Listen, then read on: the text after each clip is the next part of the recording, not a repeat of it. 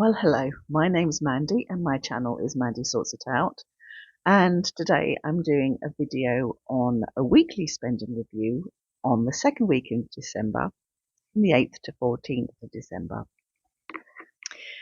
It's come around quick from my last spending review. I didn't have any income this week, but what I will do is look at my spending for the week, then I will look at how that affects my monthly spending and how it affects my annual spending. So for the week of 8th to 14th of December,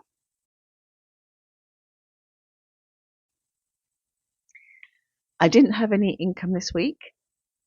I had 3 housing expenses which totalled £121.31.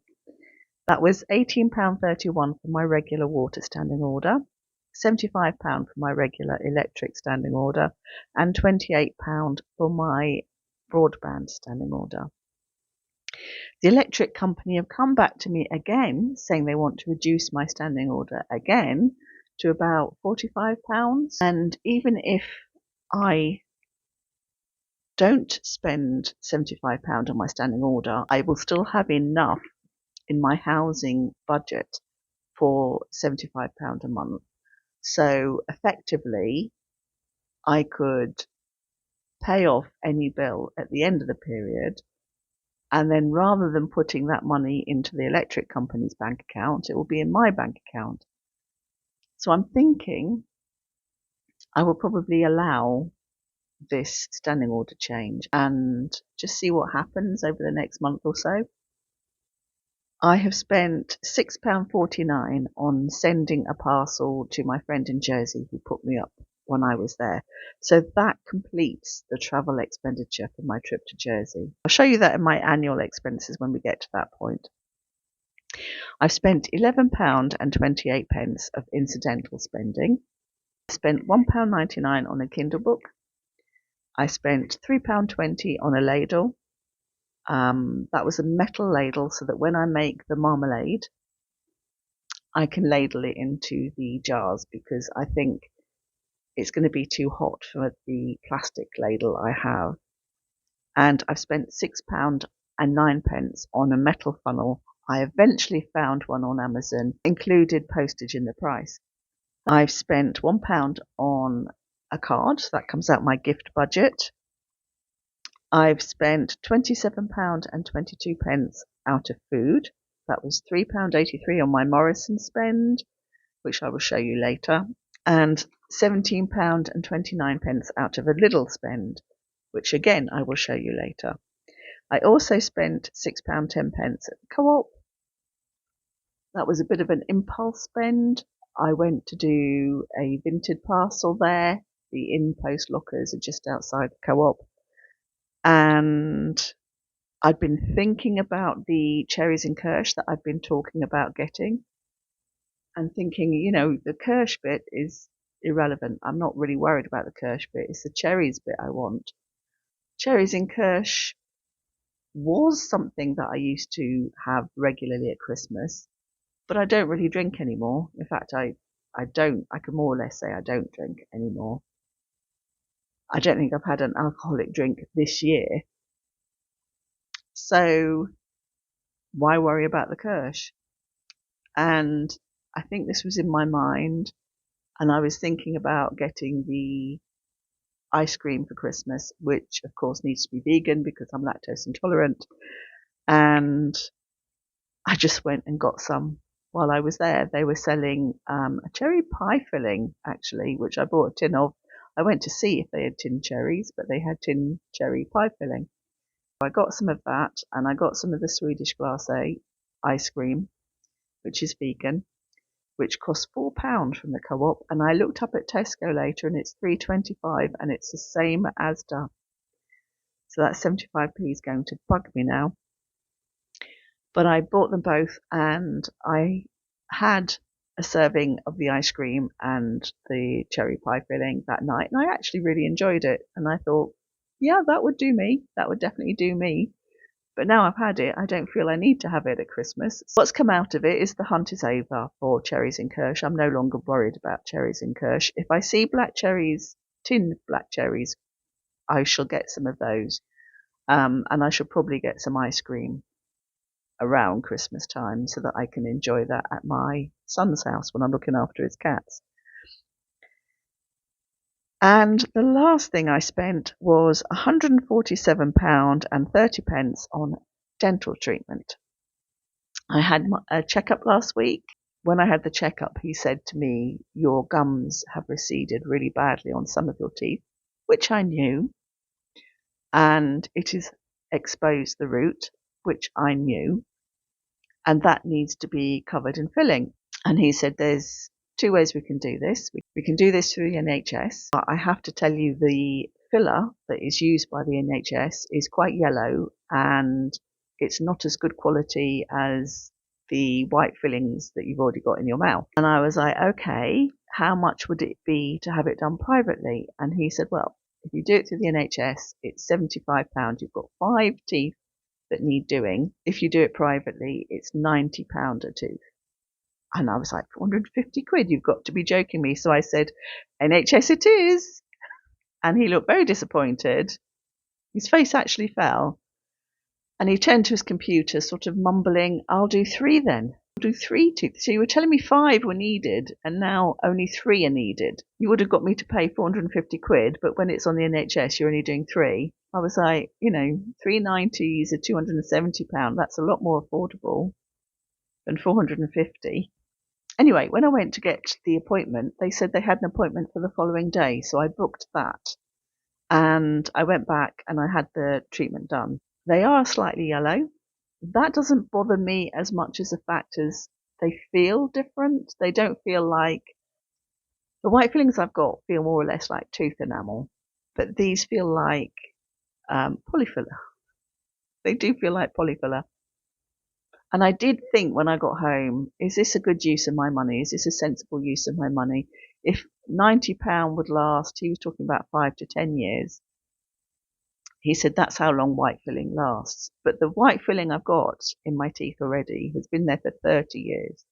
So I know that 5 to 10 years is a conservative estimate. So he said this filling would last a year, but at least I've got a year to save up. When this needs replacing, replace it with white filling. And maybe not all the teeth will need replacing the same time. Maybe one will last a year and the others might last 2 years. So it's given me a bit of breathing space to do something about it. But I think eventually I will get private treatment to have filling put over the teeth. But I will need to save my pennies to get that done. But anyway, yes, I paid £2 to park on both days. He also said I needed to have my teeth cleaned, which I knew. Anyway, when I asked how much a scale and polish was at this dentist, it was £68. So I paid £147.30. Part of that was for the scale and polish, and part of that was for the repair work for my teeth. I didn't end up having to pay for the checkup because I'd gone up a band because I needed treatment. I had £150 in my budget for dental work. So that I've considered has wiped out the budget for dental treatment this year. It's unlikely I shall need any more dental treatment until the 30th of April. So I have wiped out that budget, and I will show you that and how that works out in my annual section of this video. So let's look at how that affects my monthly budget.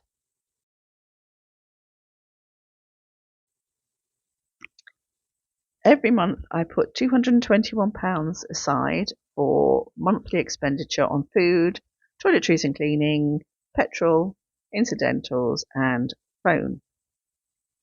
So far I've only spent on food and incidentals, as you can see, and I've still got £144 and 29 pence remaining, which is a pretty good position to be in almost halfway through the month. I had thought that this would be a fairly cheap month, and fingers crossed it will stay that way. It's looking quite good at the moment. I have no incidentals in mind to buy for the rest of the month. Obviously there'll be more food expenditure There may be petrol and there will definitely be phone expenditure, but I'm very happy with that. So let's look at my expenditure for the year as a whole. So for my expenditure from the 1st of May 2025 to the 30th of April 2026, I've had income of £12,155.99, and so far I have spent £11,323.44, resulting in a sinking fund of £832.55. So yeah, this is all looking quite good. As you can see, my dental spending, £147.30, has now been put in as the budget figure, so that results in a remainder of £0. And the same for my travel to visit my son, £740.80. That equals my spending, resulting in £0. I've always rounded up my budget spending to the nearest pound, but I do think it's quite clarifying to be exact when a budget has been spent in its entirety, and those two budgets have now been spent in their entirety for the year. Quite happy with how things are going. I know it's only thanks to being accountable to people who I know are watching because they make comments. So thank you very much for making comments, because that means I know you're watching, and that makes me accountable for doing this and keeping up with this budget and keeping my spending in line with this budget. If I wasn't doing this, Lord knows what would be happening, and I'd probably be digging into my savings, and that would be causing me issues because I am not working. So at some point I'm going to have to rely on my savings unless I get to the point where I am working, which is something I'm still figuring out, although I have kind of decided that if I don't have to work, I'd rather not. But I don't know if I have to or not. That's the thing I'm not clear on at the moment. So that's my spending done for a week. I will show you some video of the shops I did in Morrison's and Lidl, and then I will come back because there's a couple of things I want to talk about. See you in a minute. There, and I went to Dunelm, which is where I'd parked more or less. I drove from Dunelm to Morrison's thinking, right, I'm going to go round really slowly, looking at all the ends of the aisles carefully and see if I could find these cherries in Kirsch. I could not. I had no intention of buying anything, but I did.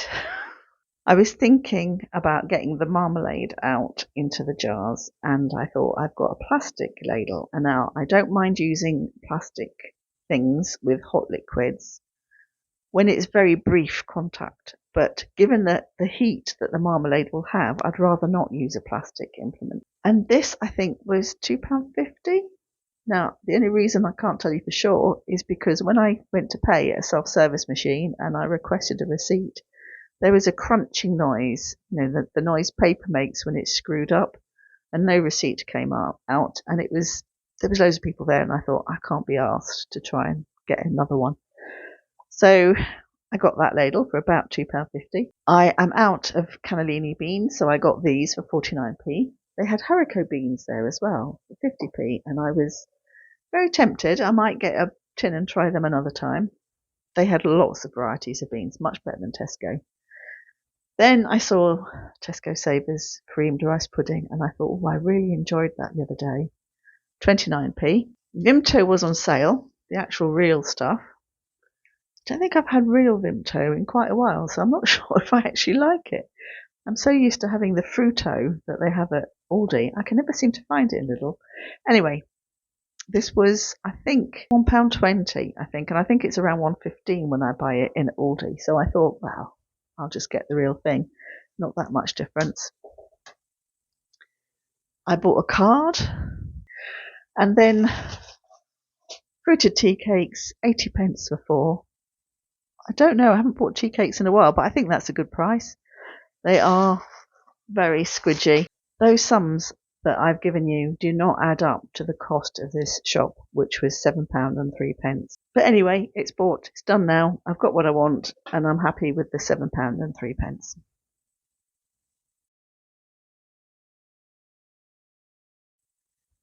So I've been to Lidl. I bought a little bit more than I expected to buy. I was planning to get the flour. I was planning to get some milk. I was planning to get the bread. And I was planning to get the bagels. So what did I get? I got some more of these Japanese style rice snacks. I was ill last week for 3 days. I'm not sure if I actually even said when I was doing my roundup last week. I had a kind of bug. I was in bed for 2.5 days, and during that time I didn't eat very much, but I had a few of these snacks, and once they were open I just finished them off. So they were very nice, and I think I'd like to have some around Christmas when I'm staying at my son's house, so I got some more. Problem I had when I was ill was I didn't have much in that was just available to just eat. I had to cook things, and I just hadn't got the energy to cook. I had remembered that the oat milk at Lidl was cheap, but it was £1.25. But this unsweetened soya milk is 85p. I think this is what I was thinking of, and I do like soya milk, so I bought 3 of these. And I bought 2 more of these 1.5 kilogram packets of strong wholemeal wheat flour. Wholemeal wheat flour is not as available as white bread flour. This will make 3 large loaves, and I'm out of the one I had, and I just needed to renew it.